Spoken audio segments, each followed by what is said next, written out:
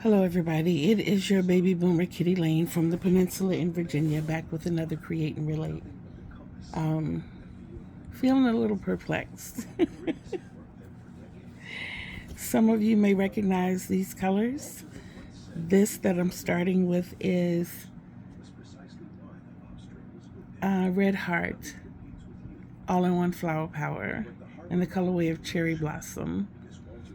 And I am a part of the Stitch Your Hood donation blanket brigade. And I had my blanket like a little over halfway done. And what had happened was I was using my Susan Bates 6.0. And I got excited because midway I purchased my first prim hook, which is also 6.0. You can probably see the difference in the two, especially in the neck area.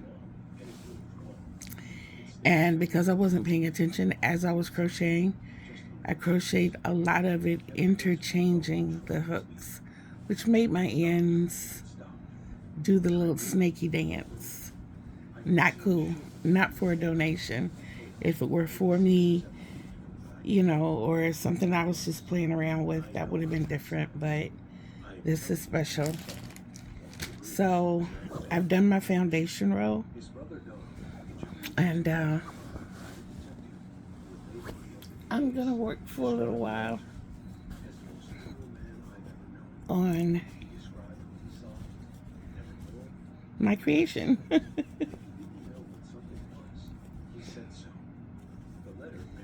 I am changing it up a little. I had started it out a little differently before.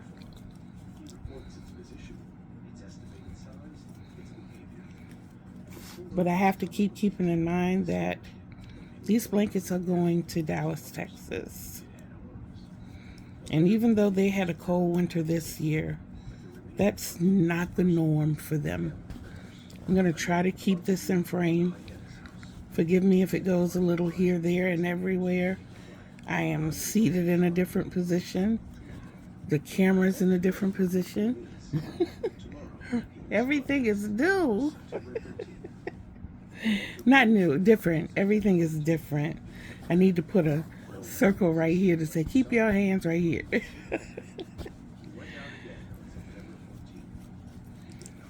We're only going to give y'all maybe like a 20 or 30-minute crochet session.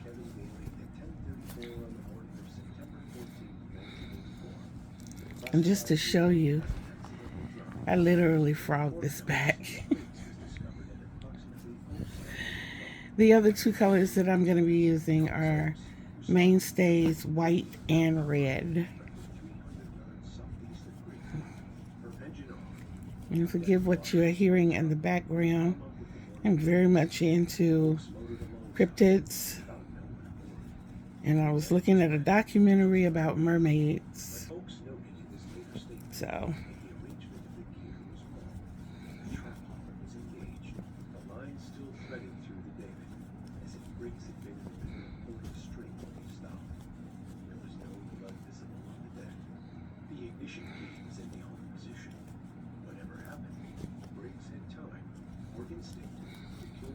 let me get you to hold on for a moment.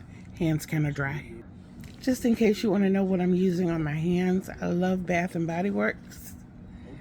And this is my absolutely favorite scent. It is seasonal, but winter candy apple is the absolute best. And like I said, this is my fragrance. I love apples, coconut, and vanilla. And the other off scent that I love is eucalyptus spearmint. But I usually get the other fragrances in the antibacterial hand wash. And I like the foaming kind because you don't use as much.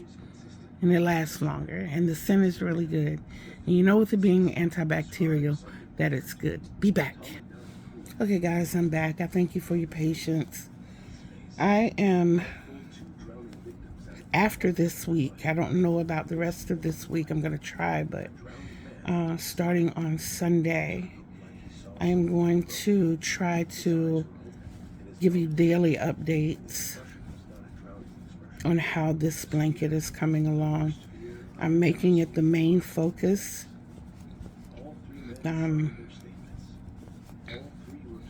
I just recently learned that I am going to start receiving some yarn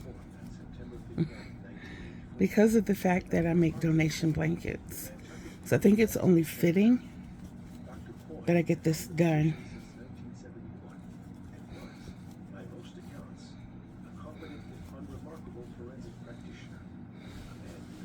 I feel like my camera is moving because I don't feel my hands moving that much. And every time I look up, it's in a different position.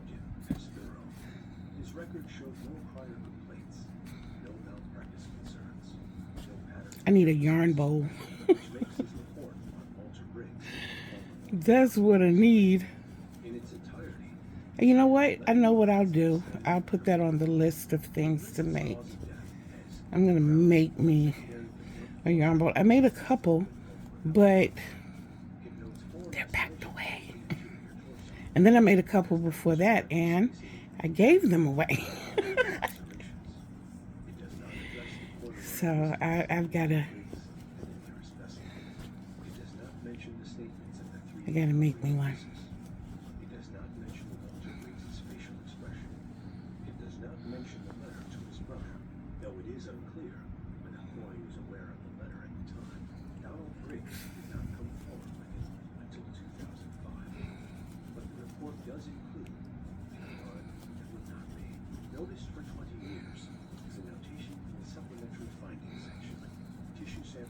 So we are definitely trying out quite a few new things.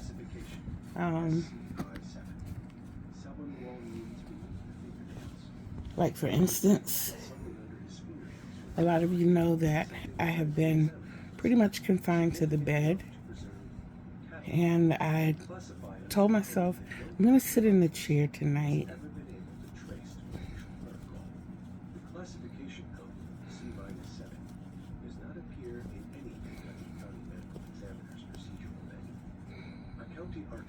And please, by no means, do not think that this is a tutorial. It's not. This is just a crochet with me session. I just wanted to document my new beginning of this blanket and my promise to keep you posted as we move along. You're not going to always see me pick up at the same point because I am going to be working on this off camera as well. So no telling where you'll see it the next time. This being March 19th at 12:38 Eastern Standard Time. Or should I say 0:38 Eastern Standard Time. I know I'm not going to be here long because it's coming up on my bedtime. Yes, I said coming up on. I'm one of those late going to bed people. But I did want to try to finish at least this, and I should say second row, because my first row, ooh, my back. My first row was, of course, the foundation row, but I'm more than halfway through. So that's awesome.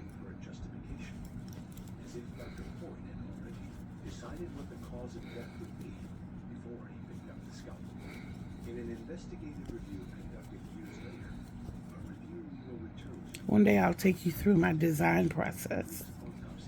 So you can see how many times I start something before I so-called get it right.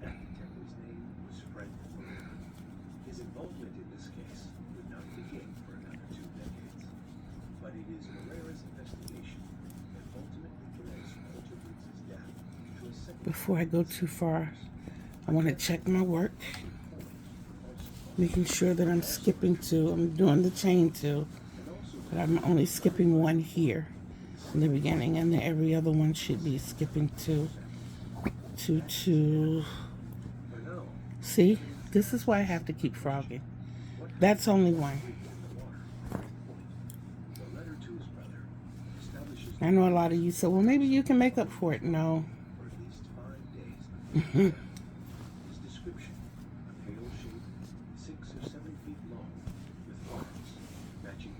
What was that? That's way back here.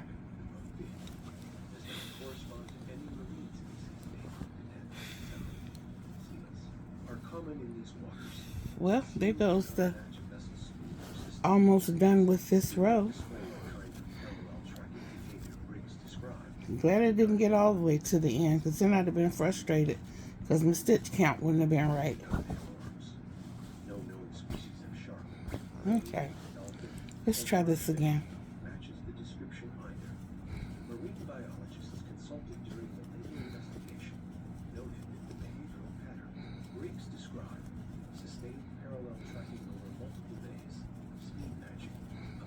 Assessment of the vessel and its occupant is characteristic of an intelligent predator evaluating prey, not a curious animal investigating a stimulus. The distinction matters. Curiosity is brief and erratic. An animal approaches, investigates, uses interest, departs. What Briggs described was methodical. The same distance maintained, the same behavior repeated, the same position held relative to the boat across multiple separate encounters spanning nearly a week. That is not curiosity. That is surveillance. And it ended with him in the water, his chest torn open by something with 4 evenly spaced points of contact. The 4 photographs taken by Harbor Patrol Officer Michael Sousa. I was about to do it again. Investigative file assembled years later by Detective Frank Morera. Sousa took the photographs as a matter of routine standard procedure for any body recovery. He was not a forensic photographer. He did not use forensic technique. He used a department-issued 35mm camera with a standard lens. The images are not clinical, but they are clear enough to have changed the course of an investigation 20 years later. 2 of the photographs show full course. Okay, guys, I'm going to give myself a little break here. I've got to relax my back. I'm sitting up. Maybe next time I'll see what I can do about putting a pillow behind my back or something. This is starting to get uncomfortable, but I'll be back. Just give me a few. Okay, guys, I'm back. As you can see, I am coming up on the end here. Move all of this so you can see.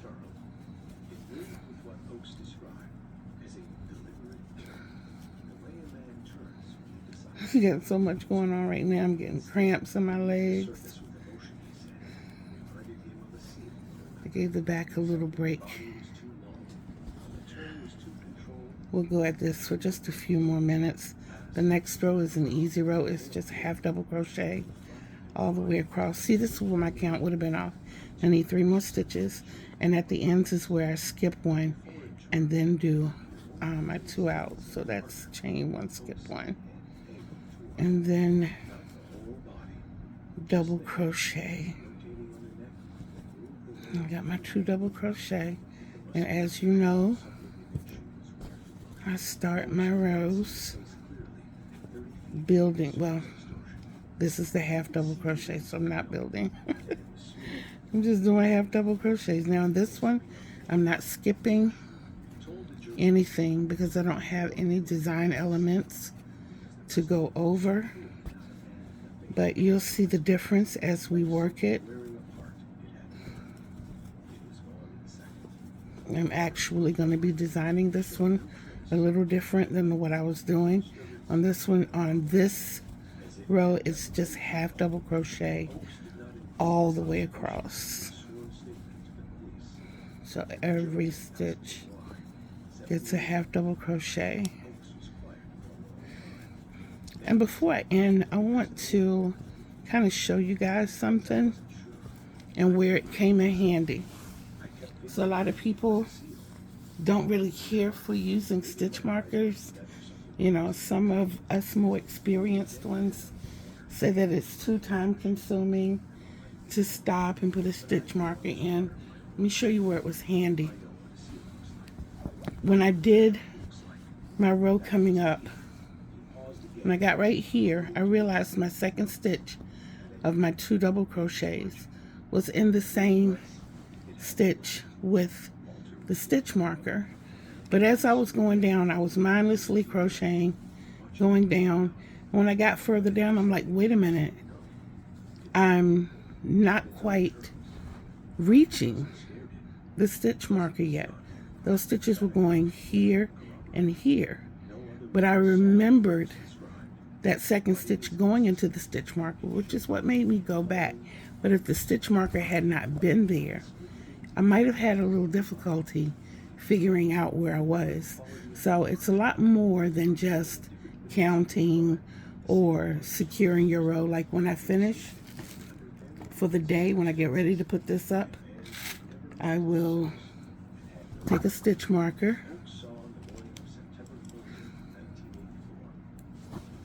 and put it in my work, fold it up, and it's done. And that way I don't lose my place. I don't lose any stitches, and I don't lose my place. So stitch markers are very, very, very important, and they are, I call them the ride or dies of crochet. The I scratch your back, you scratch mine of crochet.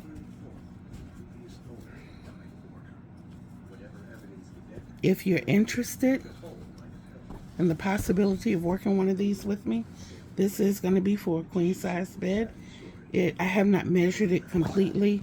I can tell you that it is approximately 80 inches. It might be an inch less or an inch more. So thereabout. This is going the width of the bed. And I made a foundation row of 240 half double crochet.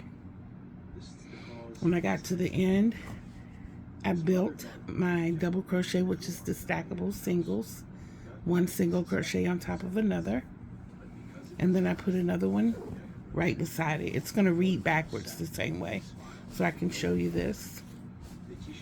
And then you're going to skip one stitch, chain one, and then from this point on, you're going to go all the way to your last 3 stitches doing double crochet, chain, chain, skip 2, double crochet, chain, skip 2, double crochet, chain, skip 2. And you're going to do that all the way to the last 3 stitches, which will end you on your 2 double crochet, and then you're going to chain 1, skip 1, double crochet, just like you did at the beginning of this row. And every other row is going to be double crochets or a variation thereof, and every odd row will be half double crochets. So another way that you can count your rows, you can either count the double crochet rows and count by 2s, or do the odd 1, 3, 5, 7, so forth and so on. So I made it pretty easy for you if you wanted to follow along. But I'm going to try to get myself in a more comfortable position. My bedtime is 2. It's going on 1. I still have a lot of cleaning off my bed to do to get to that point. So that's what I'm going to spend the next few minutes doing, and kind of kicking back and relaxing and looking at TV a little bit. But in the meantime, in between time, I want you all to remember to love yourselves, because self-love is the greatest love of all. And you can't love others the way they deserve to be loved unless you first love yourself the way you deserve to be loved. You deserve the best. Remember that. Remember, Kittee Lane told you. Remember, Kittee Lane loves you. So until we see each other again on these YouTube streets, peace out, everybody.